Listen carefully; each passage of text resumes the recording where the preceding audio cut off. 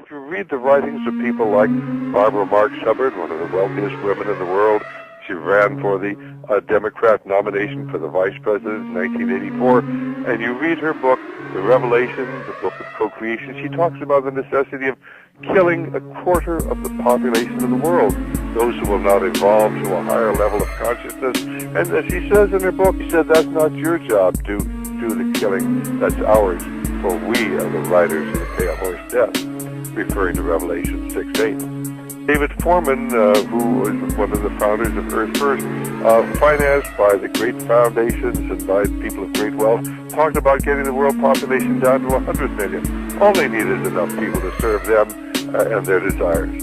These are the elitists. They have a different worldview. Do you really want to have them controlling your destiny and the destiny of your family? One is maintain the world population at 500 million in constant balance with nature, which doesn't sound too bad until you realize that we've got over 6 billion people in the world, and if we're going to maintain the world population at 500 million in constant balance with nature, we're going to have to kill off about 90% or more of the world's population. Today's population is 6 billion. They want to maintain humanity under 1/2 billion. Looks like a lot of people got to die for their plan to work, which is, by the way, the plan. Jacques Cousteau said we'd have to eliminate 350,000 people a day. 1/3 people a day would have to be eliminated to save Mother Earth. Bill Clinton said we need to reduce the population of the Earth to 1 billion. There are a lot of folks who would like to reduce the population of the Earth. A magazine called the Omega Letter says that there is only one obstacle to world unity: Christianity. It goes on to say that Christianity claims supernatural knowledge and divine revelation, and therefore should not be tolerated. Gus Hall, the former leader of the Communist Party in America, said, "I dream of a time when the last congressman is strangled to death on the guts of the last preacher. And since the Christians love to sing about the blood, why not give them a little of it?"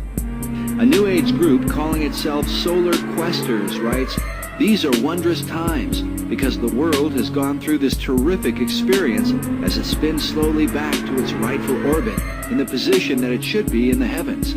And as this happens more and more comfort and well-being will come upon this world, and those who hinder will be removed, liquidated. They must be wiped clean off the face of the earth." Ruth Montgomery, sometimes referred to as the herald of the New Age, said, "Millions will survive and millions won't. Those who won't will go into the spirit state because there is truly no death." The authors of a New Age pamphlet titled Cosmic Countdown claim to have received messages from a higher intelligence. The pamphlet says the world should be forewarned to be on the lookout for the decimation of populations. These peoples will eventually be replaced by the new root race about to make its appearance in a newly cleansed world. Aleister Crowley taught that a global massacre would be necessary to bring about the New Age. He wrote, "There is a magical operation of maximum importance, the initiation of a new eon. When it becomes necessary to utter a word, the whole planet must be bathed in blood. Before man is ready to accept the law of Thelema, or will, the great war must be fought. This bloody sacrifice is the critical point of the world ceremony of the crowned and conquering child as Lord of the Eon." I have been a one-worlder all my life. I believe in it. I believe in a global village. All this language is all leading us into a new way of living, and it's wonderful. We've got to allocate dwindling resources, or we're going to go extinct. We're going to kill each other off.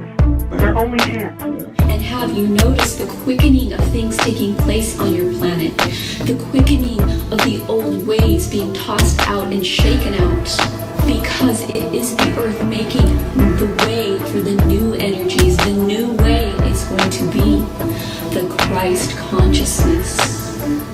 We are going into a new era of new frequencies, and all of us are going to have to adjust to this because it's evolution, and we don't have a choice. So if you know that, then I guess the next thing to say is, how do I prepare We genetically manipulate children to create super children, which are prophets, and they will make decisions for us in the future.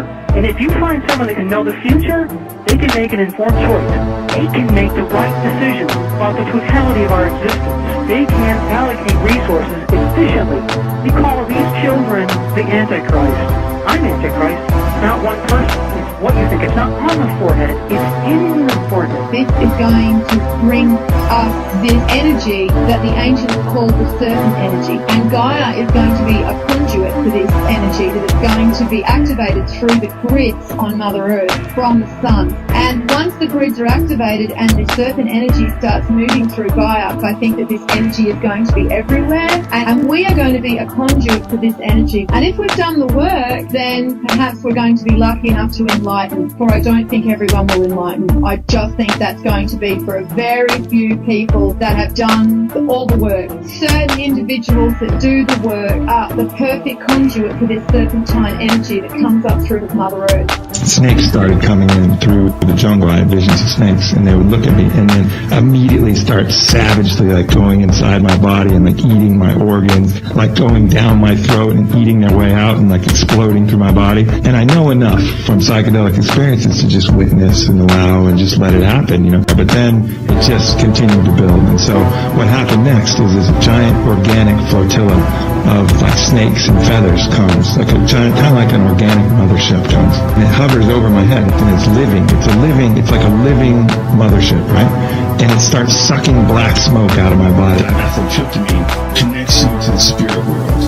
And the idea is that there is a world that is all around us all the time, but we just cannot tune into it. And there's a world of souls, and there's a world of the afterlife, and there's a world of non-embodied entities that are, to the experiencer, to the subjective person that's having this experience, they're as real, if not more real, than this life itself. Very similar with UFO abductees, who are abducted repeatedly for their hybrid offspring. If you go back to the Middle Ages, you'll find that fairies were renowned for abducting people, that they were sometimes cruel and tortured people, but they also sometimes gave people gifts, including healing powers, that they could fly, that they had aerial vehicles. All this is very common in fairy lore. And when fairies abducted you, they would quite often take you underground. And my body felt very tingly and it was vibrating, buzzing.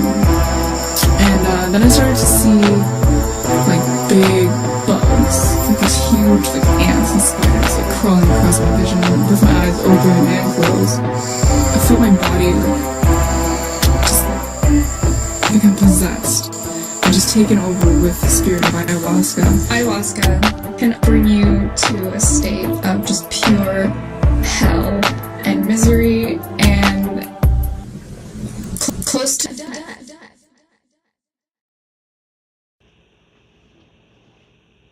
The future of the human race is a merger of man and machine. We are already several phases into this master plan, and humans are not aware, as it's intended to move slowly as to not cause a disturbance or awakening in human consciousness, as it has already been heavily integrated beginning in ancient times.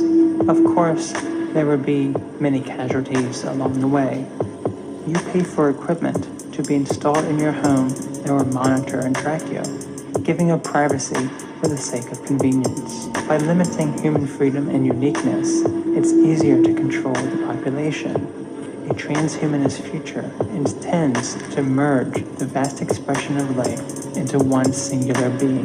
A transhumanist future doesn't include diversity, but oneness. That is the end goal. We are going to remake ourselves. And it's very difficult to deal with because it will rip free all of the anchors that have until now told us who we are as human beings. This body is not sacred. The way we are is not some kind of God-given plan. It's really a pure random accident. We take two sets of genes and we shuffle them and something comes out. Sometimes it's a wonderful product, sometimes it has a hole in the heart, sometimes it has psychosis or tendencies towards extreme anger. It's random. It's not a plan there that we're thwarting. So genetic engineering seems to be one of the most moral things we can do. A single species is defined by the isolation of our genetics, reproductive isolation.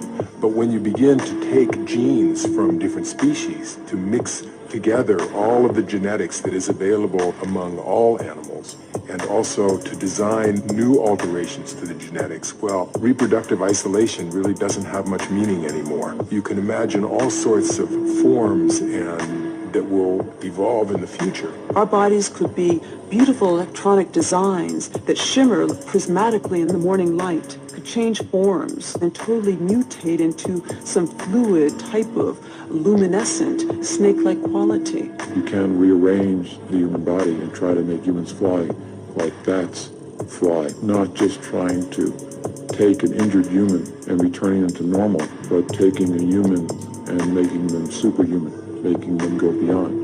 Our future is not to try and hold back genetic engineering, but to try and use it in a way that best serves us. If our children can be more intelligent, healthier, and live longer lives through altering our genetics, why would we not want to do it? I mean, imagine if other children could live for 2 centuries, and if you could only live for 80 years because your parents believed that it was improper to tamper with human genetics. You would not be pleased with that decision. And all of your classmates were much, much brighter because there had been some biological or genetic manipulation that was possible.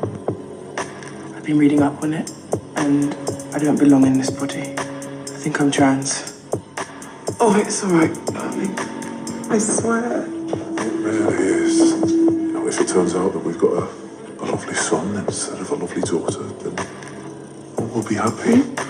No, I'm not transsexual.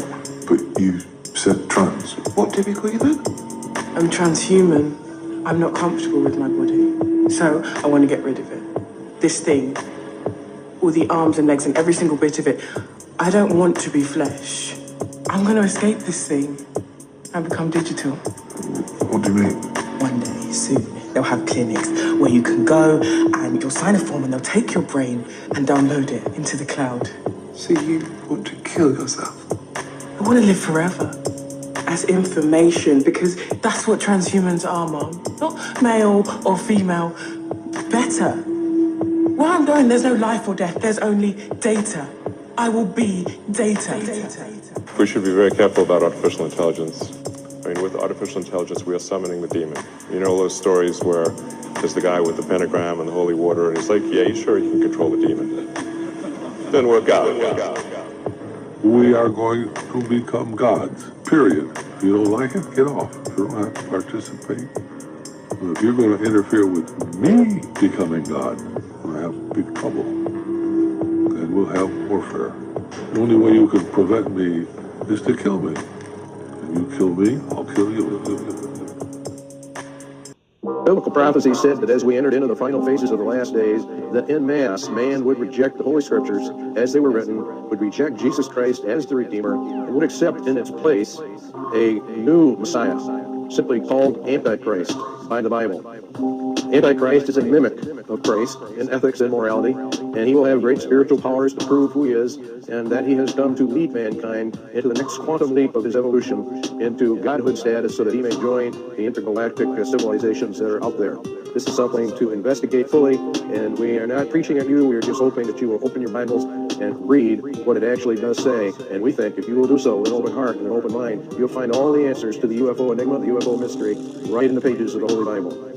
Because the UFO is going to play probably the most strategic role of all in the coming delusion that God claims he will cast down upon earth. And in fact, that delusion is already well in operation.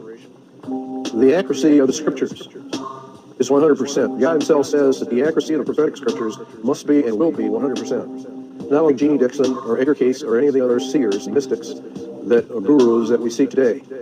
They may be accurate occasionally, but with Bible prophecy, it is absolutely 100% accurate.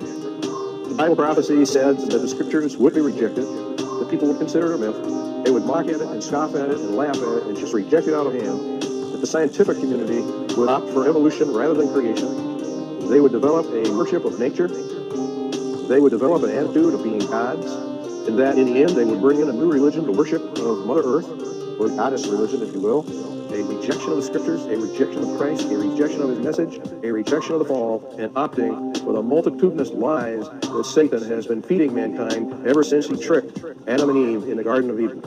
The Bible told us about all of this and how it would all come together and form a synthesis in the end and sweep mankind into the arms of Satan himself, that the vast majority of mankind would actually and literally worship the devil himself, thinking that it was God himself.